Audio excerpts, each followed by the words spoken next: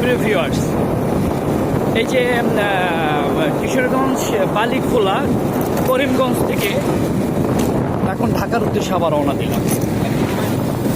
কারণ মাঝে মাঝে ঘুরি, আপনারা তো জানেন আমার ঘোরাটাই হচ্ছে বিনোদন। এই রাস্তাটা এত সুন্দর, দুই সাইডে নদী, ঠিক মাঝখান দিয়ে রাস্তা, অসাধারণ সুন্দর। নিকলির উদ্দেশ্যেই ঢাকা থেকে রওনা দিয়েছিলাম, নিকলি যাব বলে। নিকলি যাওয়ার আগেই পথে একটা পাগলা মসজিদ আছে এই কিশোরগঞ্জে।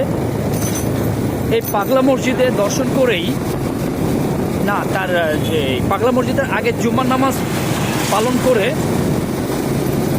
পাগলা মসজিদে আসলাম। পাগলা মসজিদ 2 রাকাত নফল নামাজ পড়ে চা বিরতি করে চা খেয়ে আবার রওনা দিলাম নিকলির উদ্দেশ্যে। কিন্তু আসলাম করিমগঞ্জ বালিখোলা। নিকলির মধ্যে এই পরিবেশ, ঠিক মাঝে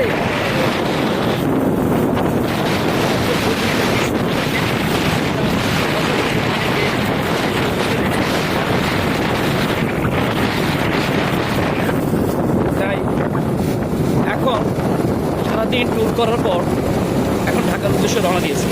আমি মাঝে মধ্যে এরকম ট্যুর করি, কারণ একটু বিনোদন নেই।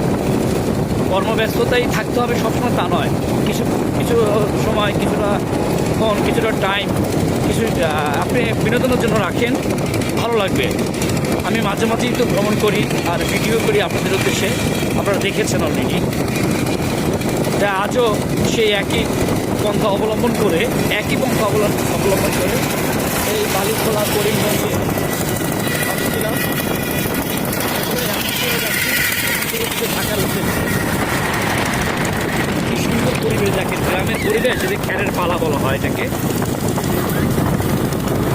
অসাধারণ। যে খ্যারের রাস্তার দুই ধারে খ্যারের পালা, এক ধারে খ্যারের পালা। সুন্দর একটা পরিবেশ, মনোরম একটা পরিবেশ, ভালো নাই। কোলাহল মুক্ত এই পরিবেশটা, কিন্তু ঢাকা শহরে কোলাহল যুক্ত। মাত্র শহরে আবার ফিরে যাচ্ছি পাথরের দেওয়ালে। মাথা শহরে পাথরের দেওয়ালে আবার ফিরে যাচ্ছি।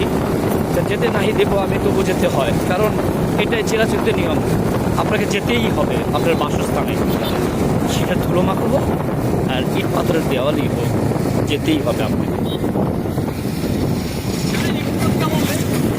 তাই আমরা ফেরত যাচ্ছি, আবার দেখা হবে কোনো একদিন ঠিক এরকমভাবে রাস্তায় পিছালা পথ করে আমি আবার আপনাদের জন্য ভিডিও বানাবো, আপনারা দেখবেন।